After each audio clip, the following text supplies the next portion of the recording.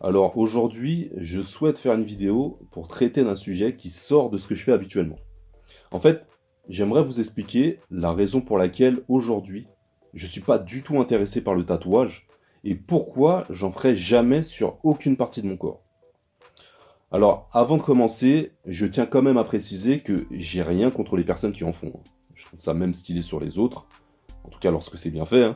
Sur les rappeurs américains par exemple, je trouve ça cool, c'est toute une image. D'ailleurs, le tatouage est très présent chez les rappeurs américains parce que ça a aussi un lien avec leur mode de vie. Beaucoup d'entre eux font partie de gangs et souvent, certains tatouages caractérisent leur affiliation à ces gangs. Et c'est la même chose pour ce qui est des yakuza au Japon. Il faut savoir que lorsque ces mecs rentrent dans ce genre d'organisation, c'est pour la vie.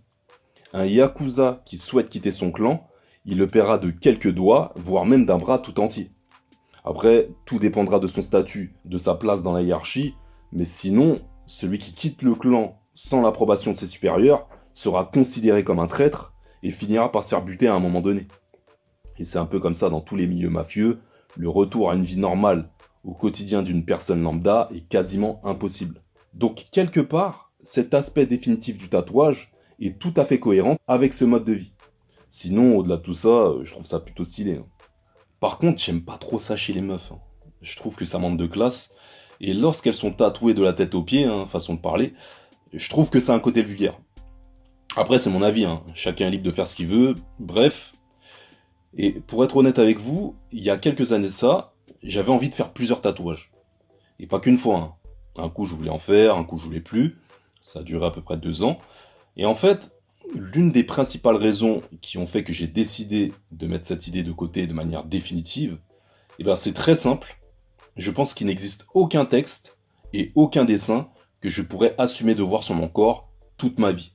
Moi, je pars du principe qu'on évolue tous tout au long de notre existence. Et le problème, il est là en fait. Les tatouages que je pourrais me faire correspondraient à un état d'esprit que j'aurais à un moment précis de ma vie. Rien n'est figé dans notre manière de concevoir le monde, la vie n'est fait que d'évolution. Donc ok, c'est bien, avec tes tatouages, tu peux faire le beau gosse, tu pousses à la salle afin de les mettre en valeur et d'avoir le plaisir de les montrer lorsque tu sors les bras à l'air en été, mais ça c'est bon pour un temps. Et une fois que t'es passé à autre chose, c'est mort, t'es niqué. Le tatouage, lui, il est sur ta peau à vie. D'ailleurs, ça me fait penser à une citation que j'aime beaucoup, elle est de Mohamed Ali. J'ai pas la citation exacte, mais en gros, il dit que si à 40 ans, tu penses comme à tes 20 ans, c'est que t'as perdu 20 ans de ta vie. Et je suis tout à fait d'accord avec cette idée. La vision que tu as des choses à tes 20 ans ne sera pas la même à tes 25, 30 ans, 40 ans, etc. Après, il y en a qui me diront qu'on peut très bien ensuite voir ces anciens tatouages de manière rétrospective. Pourquoi pas? Mais personnellement, la nostalgie, j'aime l'expérimenter à travers des souvenirs, autour de discussions avec mes proches, mais pas en la voyant tous les matins en me regardant devant la glace. Quand j'en vois certains se tatouer le portrait ou le blaze de leurs proches décédés, pour faire le deuil après, c'est très compliqué. Franchement, je sais pas comment ils font pour gérer ça. Parfois, on peut être dans l'erreur, parfois on évolue tout simplement, mais dans les deux cas, les tatouages, eux, te collent à la peau à vie.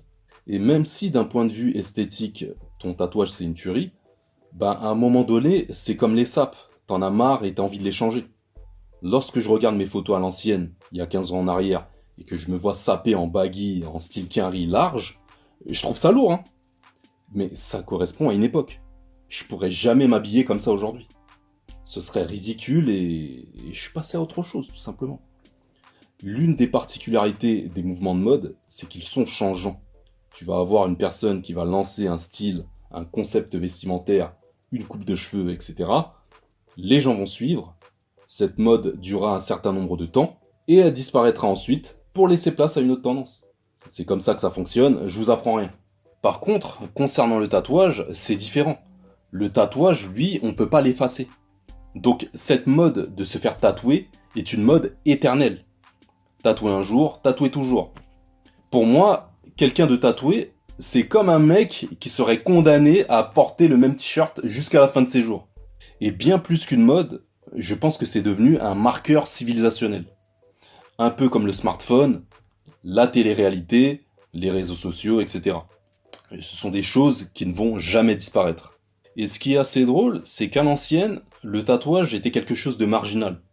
C'était lié aux gangs, aux mafieux, comme j'ai dit tout à l'heure. Mais même en France, hein, c'était les bikers qui se faisaient tatouer. Les caïds, les voyous, tout ça. C'était très mal vu au passage. Mais aujourd'hui, les choses se sont inversées. Et paradoxalement, c'est le fait de ne pas être tatoué qui est en train de devenir marginal. Et je pense que les non-tatoués seront non pas les plus cotés, hein, je dirais pas ça, mais en tout cas, les meufs, et les mecs aussi, hein, les verront comme une pépite d'or, un spécimen rare. Ce n'est pas déjà le cas. Je suis pas en train de dire que les tatoués ont moins de valeur que ceux qui ne le sont pas, je dis simplement qu'une personne couverte de tatouages, aujourd'hui, c'est devenu banal. C'est commun.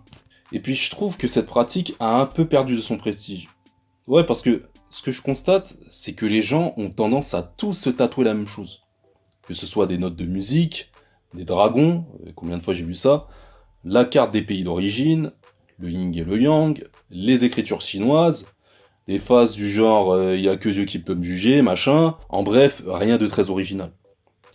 Et je connais une meuf, elle s'est tatouée les initiales de son nom de famille et de son prénom, et en fait, elle m'expliquait qu'elle avait envie d'un tatouage, qu'elle n'avait pas d'idée, donc elle a fait ça. Sans commentaire. Et il y a aussi la grande spéciale, hein, la chose que la majorité des gens font une fois qu'ils deviennent parents, à savoir se tatouer le prénom et la date de naissance de leur enfant. C'est le cliché absolu, quoi.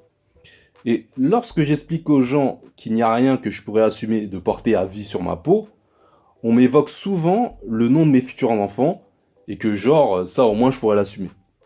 Mais en fait, quel intérêt ça aurait de graver le prénom de mes enfants sur le corps, qui plus est quelque chose que tout le monde fait? À part éviter d'oublier leur anniversaire, je comprends pas trop le délire. Et admettons que je fasse 10 enfants. Je devrais tous les mettre sur le bras alors? Non, je pense que ça ira, merci. D'ailleurs, j'ai une petite anecdote concernant ce phénomène lié au prénom des enfants. En fait, j'ai une pote qui était partie au bled une année, et elle avait envie de se faire un tatouage. Il y a un de ses cousins qui s'est proposé de lui en faire un si elle le voulait. Elle lui a dit ok, et qu'elle souhaitait le prénom de sa fille sur le poignet gauche. Du coup, il a ramené le matos, tout ça, il a commencé le travail. Ma pote, elle m'a expliqué que la douleur était tellement insupportable que pendant toute la séance, elle gémissait et elle a gardé les yeux fermés. Véridique, hein, ce que je vous raconte. Hein. Lorsque son cousin a fini le travail, qu'elle a rouvert les yeux et qu'elle a découvert le résultat final, elle s'est aperçue qu'il y avait une faute dans l'orthographe du prénom de sa fille. Donc ça veut dire que ma pote en question a un tatouage totalement foiré qu'elle n'assume pas depuis le début, dès lors qu'il a été fini, et qu'elle sera contrainte de porter toute sa vie. C'est l'une des histoires les plus stupides dont j'ai jamais été témoin concernant les tatouages. Et en plus, il est placé sur le poignet, donc elle le voit tout le temps. Même moi, ça me stresse de le voir, déjà qu'il est pas beau du tout, hein. C'est un tatouage fait à l'arrache, son cousin c'est pas un pro, donc même moi ça me dérange de le voir, mais elle, ça doit être encore pire. J'aurais vraiment pas aimé être à sa place pour le coup. Après, elle a dit qu'elle le kiffe, mais elle raconte sa vie. Tu peux pas kiffer. Cette anecdote va m'amener à un point qui me pose problème dans la pratique du tatouage. En fait, pour moi, en faisant ça, tu te crames.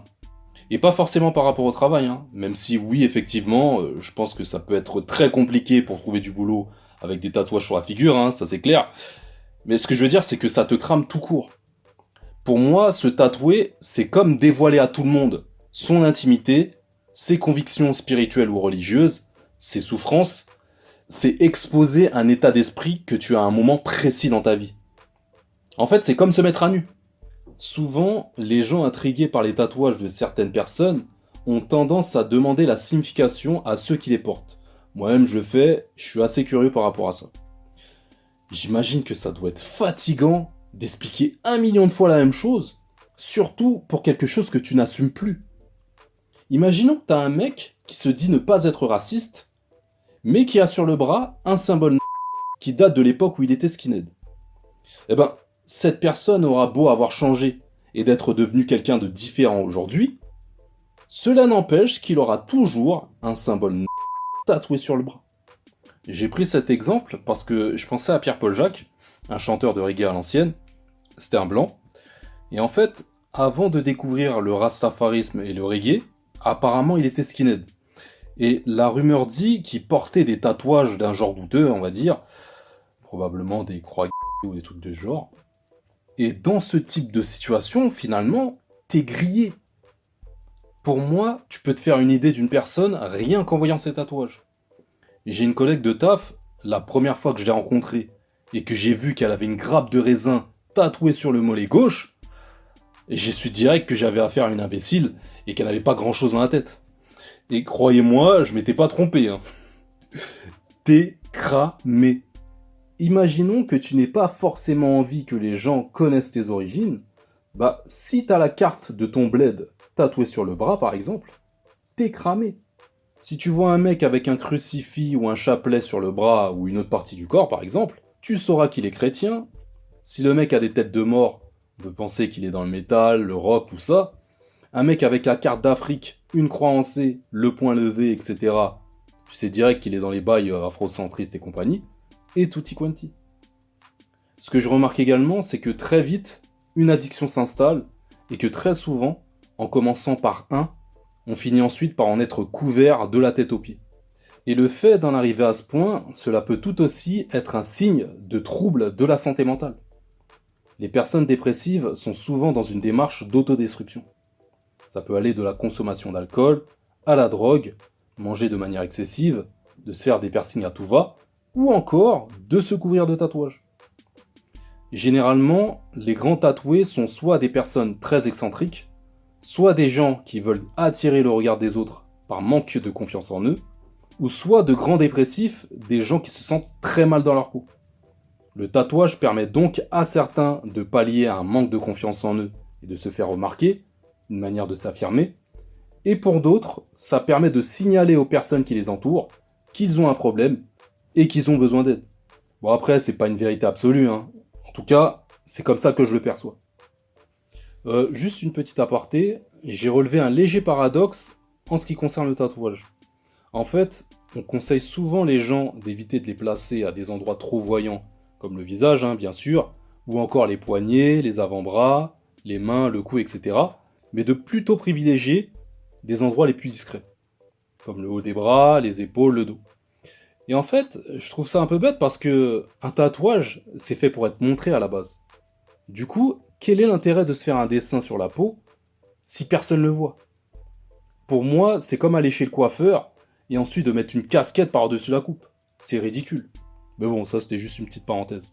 Et pour revenir sur cet aspect définitif du tatouage, il y en a certains qui parleront de l'intervention par laser pour effacer les dessins, sans savoir que ça coûte extrêmement cher et que cette dernière ne garantit pas du tout la disparition totale du tatouage. Il faut surtout pas croire que le laser est une solution miracle, hein. Loin de là.